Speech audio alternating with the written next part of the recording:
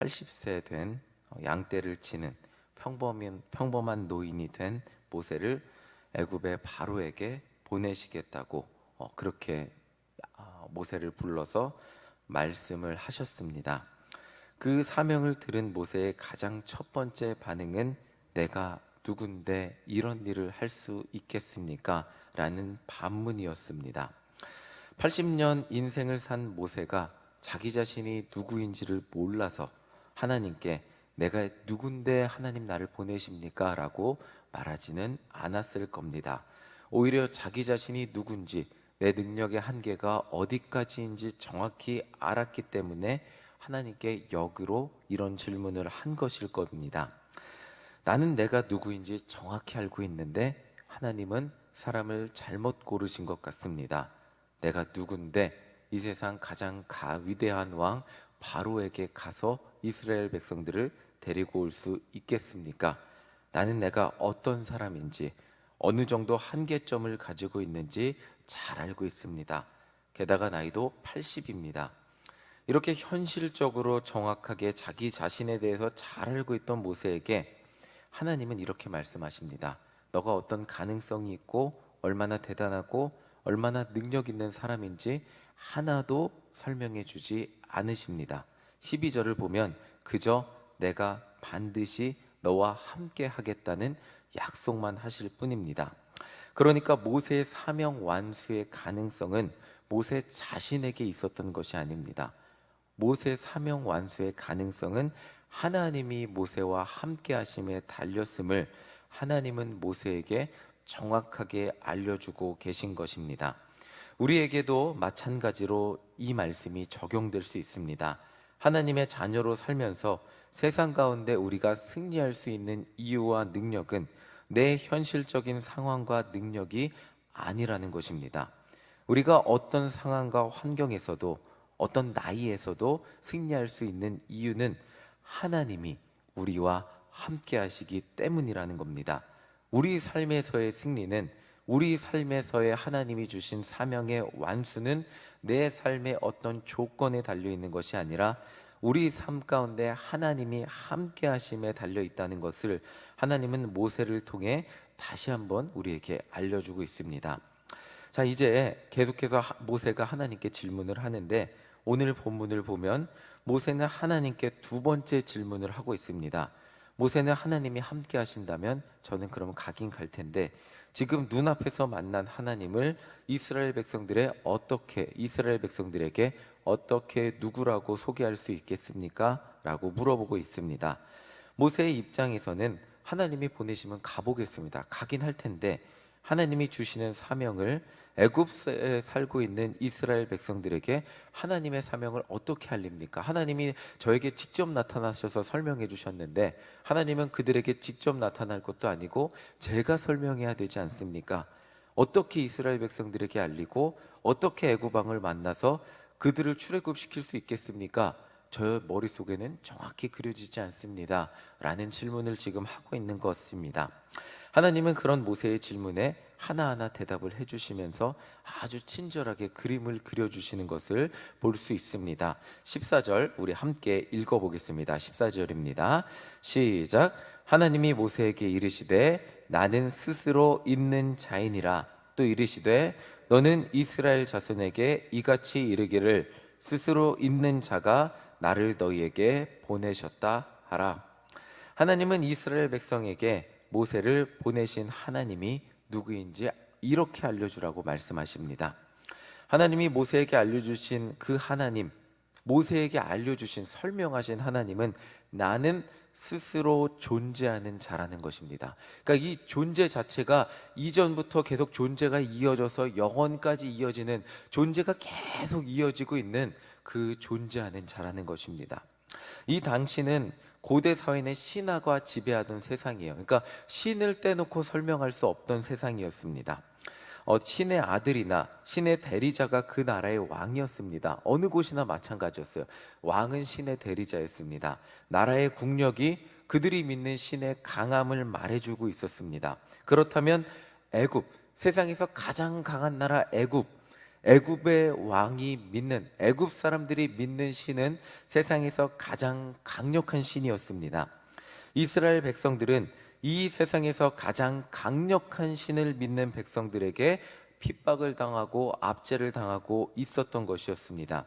그들에게 하나님을 어떻게 소개하느냐, 하나님을 잘 소개하는 것은 정말 중요했습니다.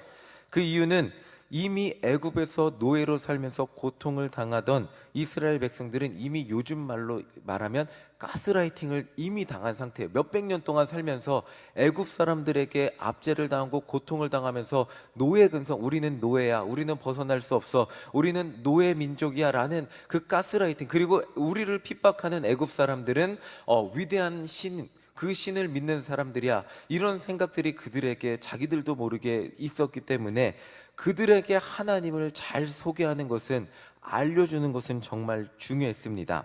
이미 애굽에서 노예로 살면서 고통을 당하던 이스라엘 백성들은 어떤 반항심과, 그들이 요즘 말로 하면 현대적인 마인드죠. 반항심, 우리가 힘을 합치면 애굽을 물리칠 수 있어, 이런 생각보다는, 세상을 변화시킬 수 있다는 현대적인 생각보다는 세상에서 가장 신의 대리자인 애굽의 왕을 우리는 절대로 이길 수 없다는 패배감에 사로잡혀 있었을 것이기 때문입니다. 그런데 노인 모세가, 아무 힘이 없어 보이는 80세 노인 모세가 가서 대체 하나님은 어떤 분이시기에 위대하고 찬란하고 위대한 업적을 눈앞에, 그들의 눈앞에 보여주는 애굽의 신보다 하나님이 더 강하시고 그들을 애굽의 신의 손에서 구해 주시겠다고 말을 한다면, 설명을 한다고 한들 이 이스라엘 백성들조차도 믿기 어려워할 수 있었기 때문입니다. 지금 이 말이 이해가 잘 안 되실 수 있겠지만, 세상에서 오늘날 돈의 노예로 재물이 신이 되어 사는 사람들에게 하나님 믿어, 그러면 돈 걱정 없이 살 수 있어, 너희들 돈의 문제 하나님이 다 해결해 줄 거야 라고 설명한다고 한들, 교회 다니지 않고 재물이 모든 것이 되어 사는 사람들에게 그 말을 우리가 전한다 한들, 돈의 노예로 사는 사람들에게 이 말이 진리와 복음으로 들리기 어려운 것과 비슷할 수 있다는 것입니다.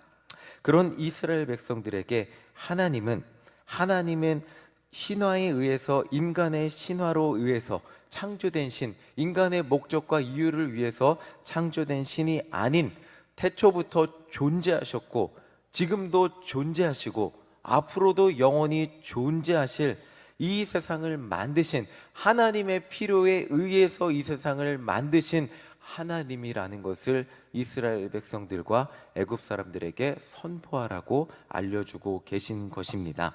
이 당시 모든 신화는 인간들의 필요성에 의해서 만들어진 것이었어요. 왕이 신의 아들인데 내 왕이 위대해 보이기 위해서는 그 신이 더 위대하게 보일 필요가 있었습니다. 신화는 꾸며지고 위대하게 만들어지는 것이 필요했는데, 그런데 그렇게 인간의 필요성에 의해서 만들어진 신이 아니라 하나님은 하나님이 원해서 이 세상을 만드셨고, 하나님이 필요해서도 아닙니다. 그저 하나님의 의지와 하나님이 원하셨기 때문에 인간을 만드신 분이라는 것을 지금 알려주고 계신 것입니다. 우리 15절을 함께 읽어보겠습니다. 15절 함께 읽겠습니다. 시작.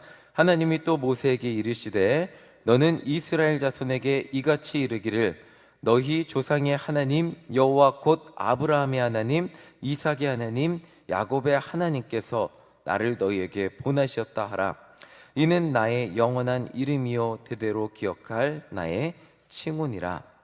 그렇다면 스스로 계시고 그렇게 위대하신 하나님이 왜 하필 노예로 있는 이스라엘 백성들, 그들을 구해 주실까? 왜 우리를 구해 주실까요? 라는 의문을 가질 수 있을 것입니다. 그 이유를 하나님은 15절에서 설명해 주고 계십니다. 그 이유는 하나님은 아브라함을 선택하신 하나님, 이삭을 선택하신 하나님, 야곱을 선택하신 그들의 조상의 하나님이 되어 주셨기 때문입니다. 그리고 그 조상들에게 하나님은 젖과 꿀이 흐르는 가나안 땅을 약속하셨기 때문이었습니다. 하나님의 목적은 애굽을 망하게 하는 것이 아니었습니다. 그들을 핍박하고 그들을 압제하는 애굽 너희들은 망해라, 그리고 그 좋은 땅에서 이스라엘 백성들 살아라, 이것이 아니고 하나님은 이스라엘 백성들을 원래 있어야 할 곳, 하나님이 약속하시고 부르신 가나안 땅에 거하게 하시는 것이 하나님이 이스라엘 백성들을 부르시는 이유와 목적이었기 때문이었습니다. 우리 17절 함께 읽어보겠습니다. 17절입니다. 시작. 내가 말하였거니와 내가 너희를 애굽의 고난 중에서 인도하여 내어 적과 꿀이 흐르는 땅 곧 가나안 족속, 헷 족속, 아모리 족속, 브리스 족속, 히위 족속, 여부스 족속의 땅으로 올라가게 하리라 하셨다 하면, 하나님의 목적은 그들의 조상들의 땅 가나안으로 다시 인도하시기 위함이었습니다. 아브라함도 그 당시 가장 문명이 발달했던 갈대아 우르를 떠나게 하셔서 가나안으로 가게 하셨습니다. 그리고 이스라엘 백성들도 고난당하기는 했지만 가장 문명이 발달했던 애굽을 떠나 다시 가나안으로 가게 하셨습니다. 하나님이 원하시는 것은 문명이 가장 발달한 그곳에서 최고가 되는 것이 아니라 하나님이 인도하시는 그곳에서 하나님의 약속을 이루어 가시는 것을 신뢰하며 그곳에서 하나님의 백성으로 살게 하는 것이었습니다. 이스라엘 백성들이 가나안 땅으로 돌아오는 것은 하나님이 고난받던 그들을 구해주시는 이유와 목적도 있었지만 다른 곳이 아닌 다른 곳도 있잖아요. 그런데 굳이 가나안으로 그들이 돌아오는 이유는 하나님이 그들의 조상들에게 하셨던 약속을 이루시는 하나님이시기 때문입니다. 여기서의 포인트는 약속입니다. 하나님은 세월이 가고 시간이 흐르고 상황이 변하고 사람이 바뀌어도 그것과 상관없이 하나님의 약속을 지키시는 분이십니다. 그렇기 때문에 우리는 하나님을 믿을 수 있는, 약속을 지키는 신실하신 하나님이라고 고백하는 것입니다. 우리가 이 말씀을 읽고 말씀을 의지하고 말씀을 매일 읽고 이 말씀을 의지해서 기도하고 말씀에 힘을 얻고 살아가는 이유가 무엇이냐면, 여기에 기록된 이 말씀이 우리의 삶과 환경, 시간이 흐르고 몇천 년이 지났다 할지라도 여기에 기록된 하나님의 약속은 절대로 변하지 않고 우리 삶에 이루어질 하나님의 약속이기 때문입니다. 하나님은 상황과 환경, 시간이 흐른다고 해서 그 약속을 바꾸실 분이 아니고 상황이 변했으니까 약속을 조금 바꿔줄게 이러실 분이 아니고, 여기에 기록된 모든 약속을 신실하게 이루실 분이 하나님이시고, 우리가 믿는 하나님은 바로 그렇게 약속의 그 근거에서 그 약속을 이루실 신실하신 하나님이시기 때문에 말씀을 의지하고 그 말씀에 의지해서 기도하며 살아가는 그런 사람이라는 것입니다. 그렇다면 하나님이 대체 왜 우리를 구하시는가? 왜 가나안으로 가게 하시는가의 대답은 바로 우리의 조상들을 사랑하셨던 하나님이시기 때문이라는 것입니다. 우리 삶의 상황과 환경이 빠르게 변하고 그 변화가 혼란스럽고 때로는 정말 그 변화 때문에 힘겨움을 느낀다 할지라도 우리가 하나님을 의지할 수 있는 이유는, 하나님은 우리의 상황과 환경에 상관없이 그 약속의 근거에서, 약속이 뭐죠? 하나님의 말씀이, 사실은 하나님의 말씀이에요. 하나님의 말씀에 신실하신 하나님이시기 때문입니다. 하나님은 오늘도 우리가 그 하나님을 의지하며 하나님을 믿고 의지함으로, 하나님의 능력을 의지함으로 승리하기를 원하시고 계십니다. 자, 마지막으로 19절 20절을 읽어보도록 하겠습니다. 19절 20절 함께 읽겠습니다. 시작. 내가 아노니 강한 손으로 치기 전에는 애굽 왕이 너희가 가도록 허락하지 아니하다가 내가 내 손을 들어 애굽 중에 여러 가지 이적으로 그 나라를 친 후에야 그가 너희를 보내리라. 그런데 현실적으로 볼 때 애굽이란 나라는 너무 세요. 사실 이스라엘 백성들이 노예인데 노예가 반란을 일으킨다고 한들 어떻게 전복시킬 수 있지 않습니다. 그리고 모세가 가서 80세 노인이 가서 무엇을 할 수 있는 그런 정도의 사이즈의 나라는 아닙니다. 그런데 노예로 압제당하는 이스라엘이라는 사람들, 힘이 없어 보이죠. 그들이 믿는 신이라고 해봤자 위대해 보이지 않을 수 있습니다. 출애굽의 문제는 단지 이스라엘 백성들이 그곳에서 이사 오는 정도의 문제가 아니에요. 이 문제가 뭐냐면 신과 신의 대결이에요. 이스라엘 백성들이 믿는 신이 위대하냐, 애굽의 신이 위대하냐, 신과 신의 대결입니다. 노예들이 믿는 신이 애굽의 신을 이긴다는 것은 애굽이 이루어낸 모든 강한 문명이 지는 것과도 같다는 것을 의미했습니다. 그래서 애굽 왕은 자존심 때문이라도, 자기의 왕적 권위 때문이라도 무기력하게 노예들을 내어줄 수가 없었던 것입니다. 그래서 하나님은 세상에서 가장 강한 백성들이 믿는 애굽의 신이 아무 힘이 없다는 것을 모든 애굽 백성들과 이스라엘 백성들에게 보여주신 후에야 그들이 애굽을 나올 수 있게 될 것이라고 말씀을 하십니다. 그리고 그들이 빈손으로 나오지 않고 심지어 그들이 이루어낸 찬란한 부의 상징들을 이스라엘 백성들이 가지고 나오게 될 것이라고 말씀을 하고 계십니다.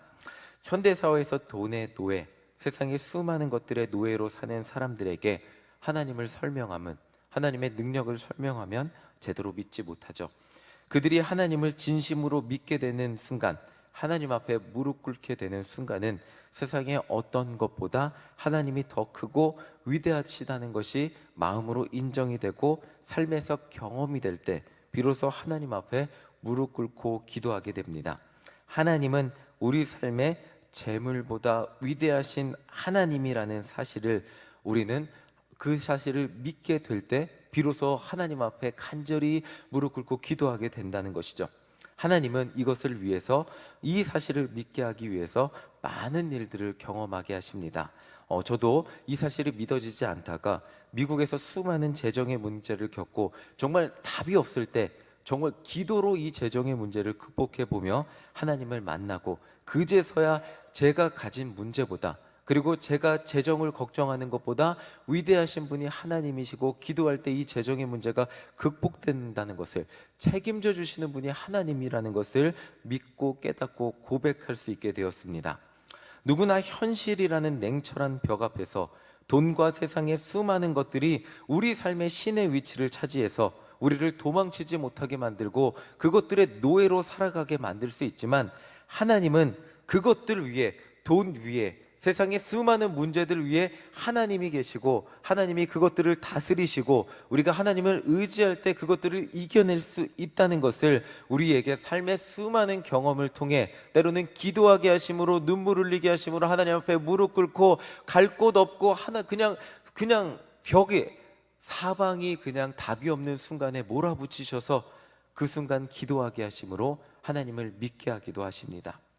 결국 오늘 말씀에서 강조되고 있는 것이 있다면, 계속 출애굽기 이야기를 통해 강조될 것이 무엇이냐면, 하나님은, 우리가 믿는 하나님은 이 세상에서 가장 위대하시고 못할 것이 없고 문제 위에 계시고 이 세상 어떤 신보다 위대하신 하나님이시라는 것입니다.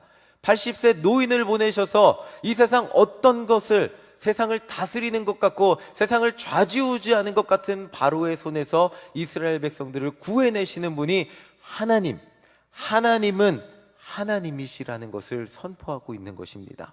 이스라엘 백성들이 출애굽할 수 있었던 이유도, 우리가 세상 가운데 노예로 살아가고 있던 우리가 세상 가운데 승리할 수 있는 이유와 근거는 우리가 믿고 의지하는 분이 스스로 존재하시고 만물 위에서 만물을 창조하시는 하나님이시라는 것입니다. 이 믿음으로 오늘도 승리하시는 우리 모두가 되시기를 간절히 소망합니다. 내가 강하기 때문이 아니라 세상을 만드신 하나님이 우리에게 승리를 약속하시고 오늘도 나를 위해 일하고 계시기 때문에 우리는 승리할 수 있습니다. 그 약속을 믿으며 세상 모든 것을 다스리며 승리하는 우리 모두가 되시기를 간절히 소망합니다. 아멘. 찬송가 452장 함께 찬양하겠습니다. 찬송가 452